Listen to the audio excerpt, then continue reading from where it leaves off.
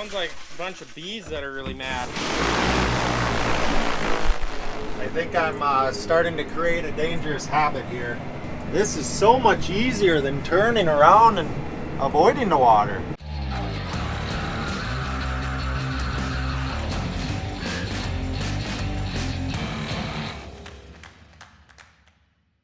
Well guys, welcome back to the channel. Thanks for stopping in. We're gonna have an interesting video today. We got an extreme amount of work to do, but we'll take that off. We'll pick it off one job at a time. We're gonna start with spraying our first pass on the rest of the black beans that we don't have done. Ready to go mudding? Unfortunately. I'm going to go do Fred's 80 first. Okay. Then you're gonna dabble into my wet I will, field. but I'll spray it on 2 different maps. So should I spray up to where he planted for Fred's 80? That sounds good. We're gonna try to whoop it down. Field conditions are not fit at all. So we got our third best operator in the seat today. The one that's been stuck the least. Yeah, have that Yankum rope ready. You want me to go through that pond out there? Go around that maybe. Suggested to go around. It might be up to the cab deep. It's going to be an interesting video. I'm going to be on a drone spraying crew. We're going to try one field. It's so wet that I don't know if it's passable with the ground rig. Half of it anyways. So we're going to try and do 100 some acres out there this afternoon. We'll see. At least we know that won't get stuck. No, but we could hit a tree maybe. Yeah, there is that. There is that. All right, I'll let you go. Good luck. Oh, Lord be with him. He's gonna have a challenging day. So what we got going on is the weather has slowed us so down that we're gonna finish spraying first pass Bassagran Raptor. Think it's gonna work better than the rest? So I found out today that's only for lamb's quarter. What is? Really, the Bassagran and Raptor. Does really next to nothing for water hemp. Flexstar is for the water hemp, which we are now up against the carryover time frame. So we're gonna spray first pass today, and then we're gonna on the second half of the black beans that we haven't sprayed first pass on, and then tomorrow we're gonna start with homosaphin on the first half that we sprayed with second pass. So 600 acres a day needed to be done with one sprayer in the mud. It's doable, but it'll be challenging. Calculate a couple of stucks in there. Maybe we should throw some Liberty in. Yeah, that'll work great on the old turtles. I gotta go get a trailer and truck inspected. I see that. So we are gonna get Big Black inspected since all the work we did to it.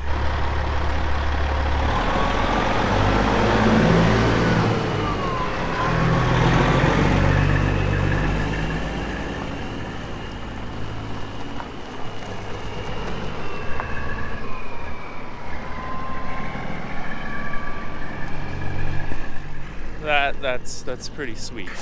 Oh, I suppose we're gonna have to load this trailer tonight so that we can get a good jump on the morning tomorrow. Our next pass of joke of chemical. What? Stupid. Stupid. What's stupid is how the weather has ruined our ability to execute the game plan. You taking all this with you? No. No. Yeah.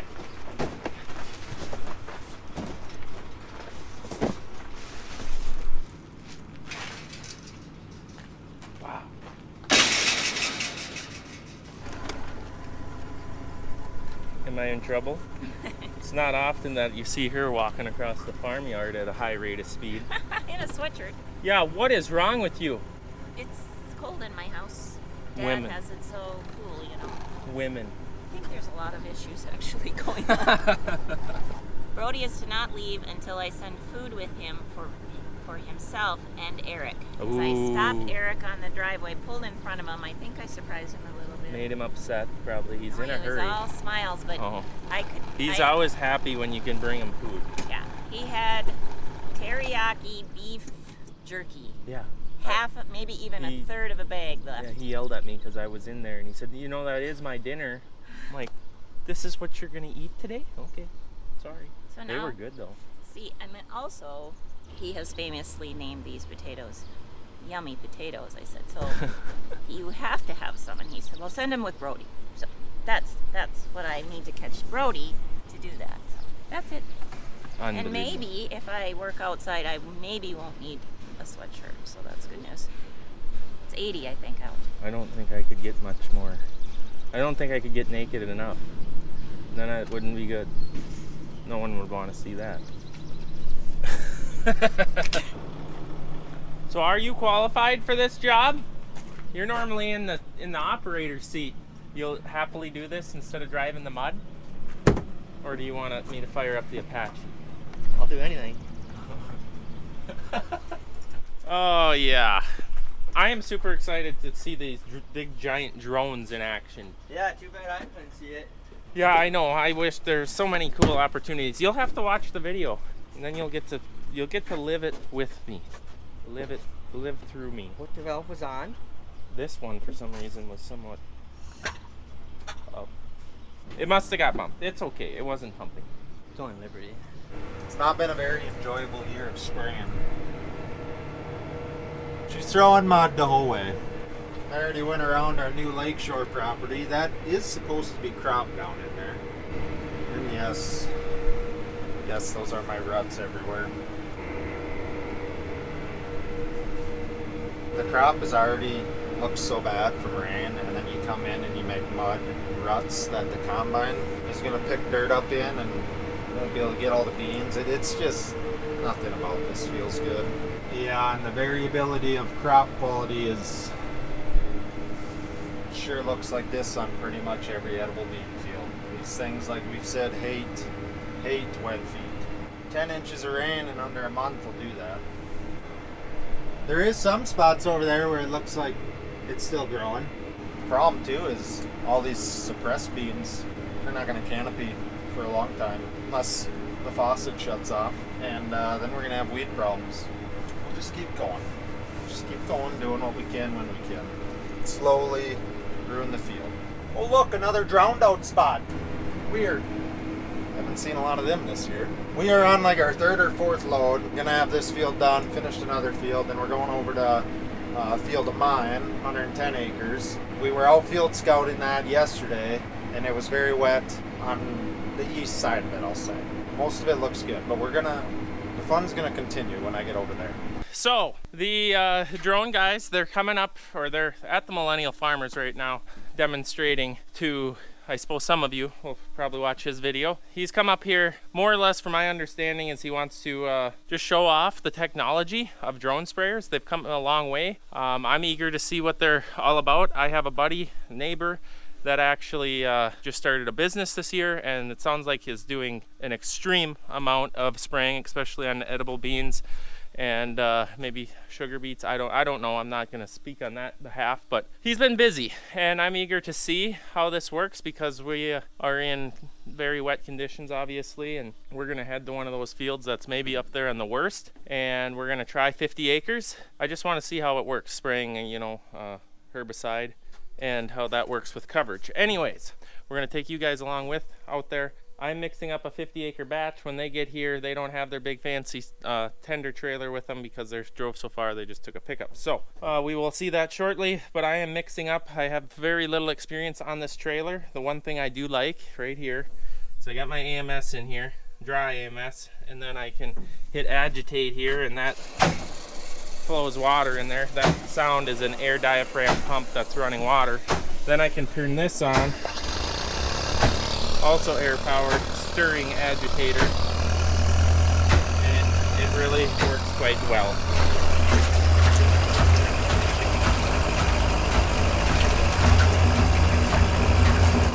So I'm going to let that agitate for a bit, get that really mixed up. Our chemical reservoir is, I believe, a taupe. So we're going to make sure that this is good in suspension. That's pretty nice. I wish our other trailer had that. So since, well, we're not going to be using any of this products because that would be a bad deal. We're using all these. I stole a bunch off of the other trailer, and we're going to work out of this pickup for now. But it's just a small batch, 50-acre batch, so I'm not even going to come close to using all that. I think that's enough for like 160 acres. Because we didn't know how much we were gonna do, and due to time restraints, we're gonna mix up 50 acres and call that a day.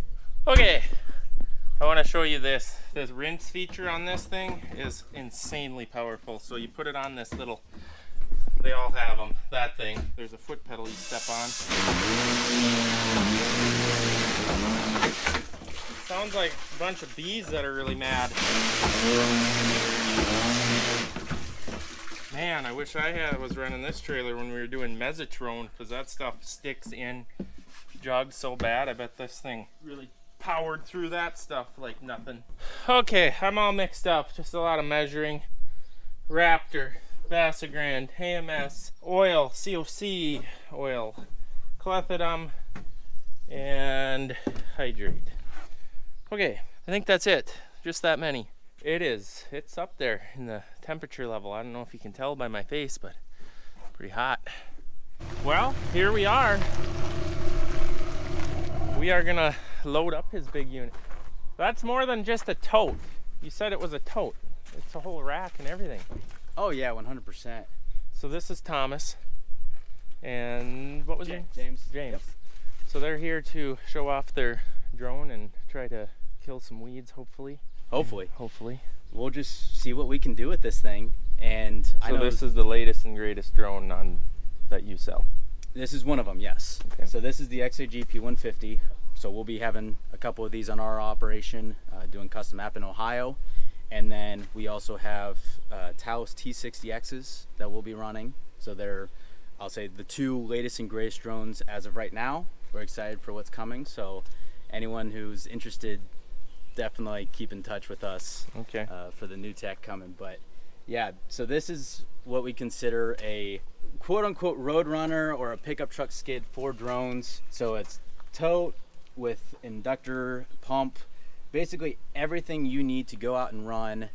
Just, I'll say, puddle jumping. One unit. You could run two if you really wanted to, but we're just running one today. This allows us to get a good feel for chemistry, good feel for where everybody's at. So I'm eager to see it, because when they first started showing up at farm shows, I'm like, oh really? Yeah. We're gonna go out to the field with a 15-gallon tank. Like, it seems very slow, but talking to you or him, it sounds like we can crank some acres. Yeah.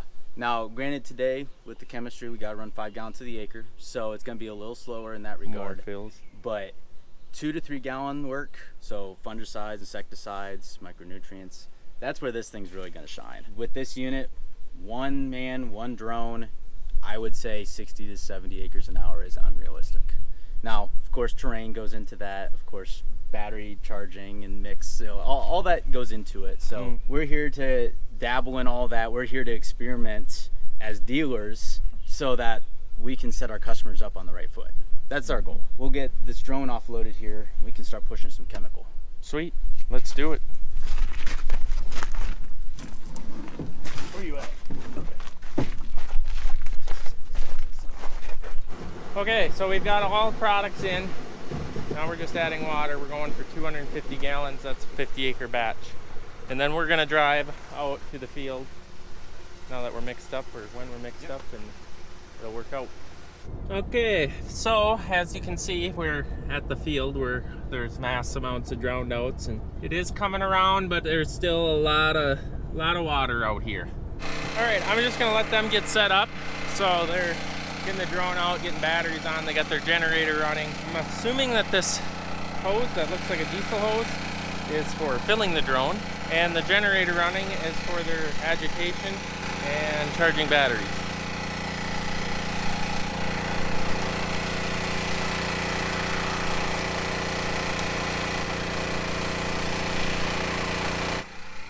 So that's the battery.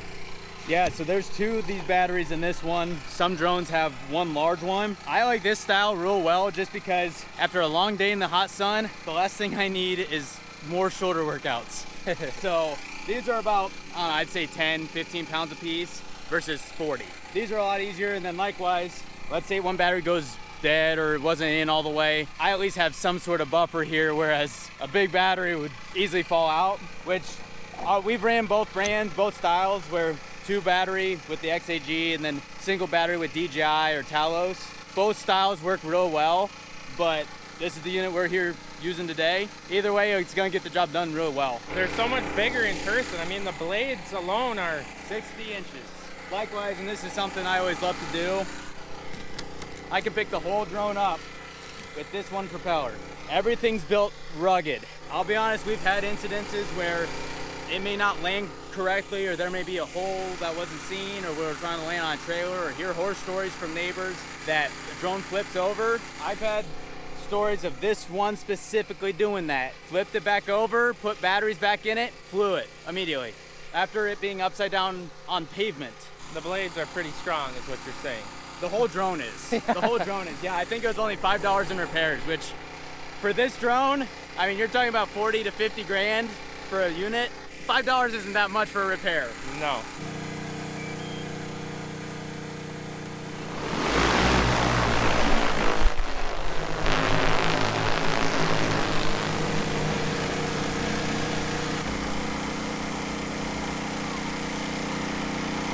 Doesn't mess around, it goes straight for it. Oh yeah. Oh, it means business. I tell you what, it keeps us on our toes. I mean, previously we'd be able to run one drone, like one of the older units, we could definitely run one as a one-man band. But this, we're talking about keeping both of us busy non-stop. It's insane the amount of acres we can cover, even at a higher rate. So we got it set up, it's running at like, I don't know, 12 feet high, 10 feet to 12. Yeah, that's creepy. It's not doing a headland pass. It's spraying right now. As it moved over, it sprayed along the headland, or what I would call a headland. So basically you can set it up, according to him, to do a headland if you want. They say it's more efficient to do it this way, where it comes up to the headland, spraying, stops, it sprays as it moves over, and then takes off again. So it just ran out. Just ran out, now it's coming home. Minute and 45 seconds. And I better not stand at its landing point. I'd hate to be chopped up.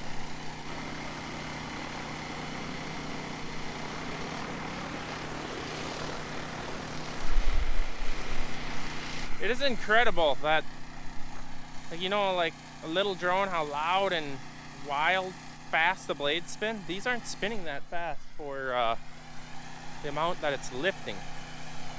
We're at 73% right now battery, so we're able to cover, I'd say, at least another tank load, maybe 2. As you can see, we're filling it here. It's basically as fast as we can fill it is gonna drain it.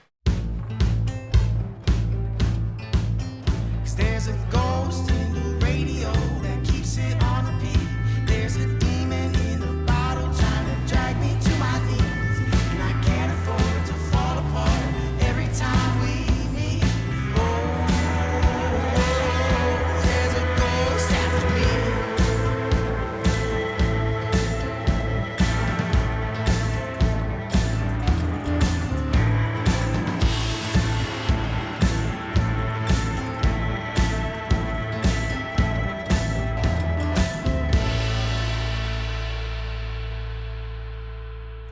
Look at this.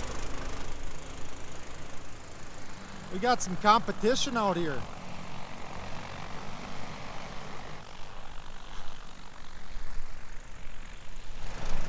Well, it can definitely fly faster than I can.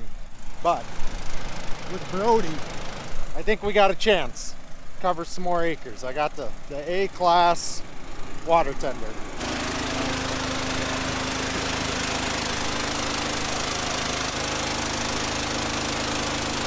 I told you, 5-star water tending right here.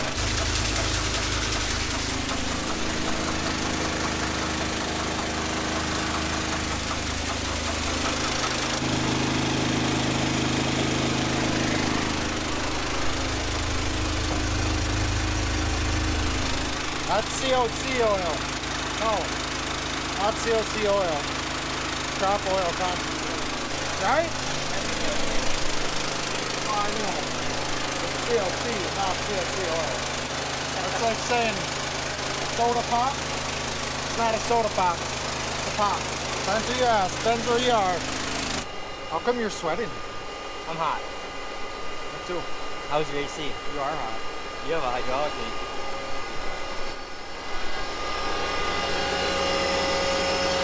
No, that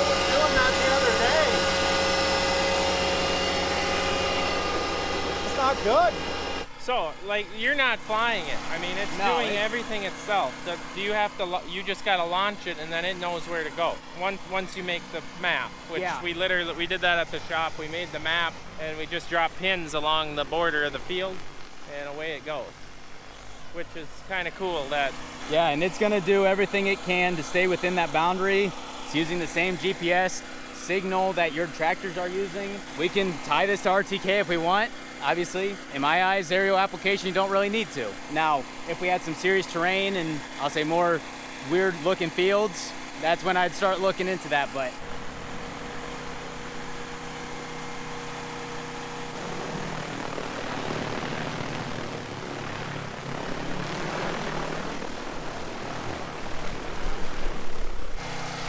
How long does it take to charge the battery?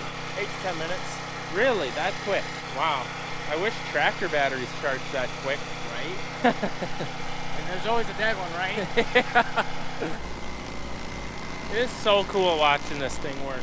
I will say that it's surprising how fast it is. I am interested to see how its coverage is. That's why we're doing 50 acres and Eric will be here.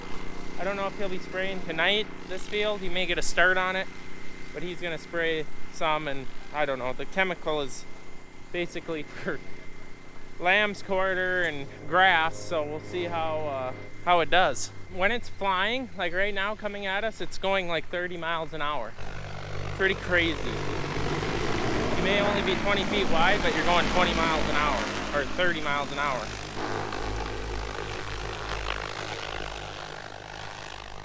It would really be cool to see 2 of these going at once. I bet that gets chaotic. It's perfectly dead calm out. So any wind that hits me is off of that thing. And it's spraying right now. And there's no wind. I don't feel any wind in the spray when you're watching it. I don't know if the camera shows it, but it is pushing that stuff straight down, which is very surprising. You would think it would swirl out, but it does pretty good. Just going straight down below itself. So we're at 31-minute mark. We finished 17 acres. Yep, just about. In about 31 minutes. But we did do a lot of talking, and I'll give them that. You could have done it faster. You know what? And your assistant was also getting the cool shots. Yeah. It's all about the YouTube, right? Well, depends the day. Today it is. Well, this is both encouraging and disencouraging here. These beans look beautiful. Everything about them. There's little to no weeds, and they are really, really green, and they are growing. That's the encouraging part. Disencouraging part is that this is what the rest of the field's supposed to be. The rest of pretty much all the fields, and it's not due to weather.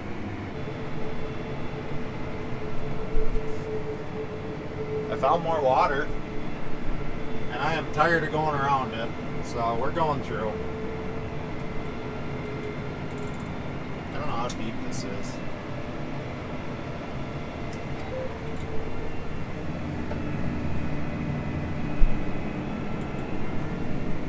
I don't know if my auto boom works going through water. Better raise them up. This one might have been too deep. Too deep. Yeah, for those that are worried, I shut off my booms going through water. I think I'm starting to create a dangerous habit here.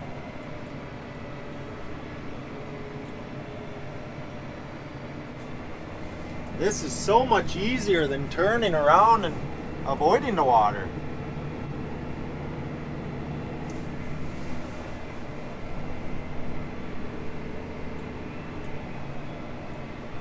Wow. So do you ever move like on a 200-acre field, or do you make them fly to you all the time? Oh, we move all the time, so what we'll usually do, we've done this long enough, we know, hey, this is generally 400 feet, this way, that way. Usually we're looking for between 20 and 40 acres in a block.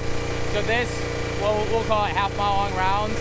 Usually about, I'd say from here to the road, we're able to have 10, 15, 20 acres here, and then we'll move ahead. So we're only moving ahead, say every 40, 60 acres, give or take.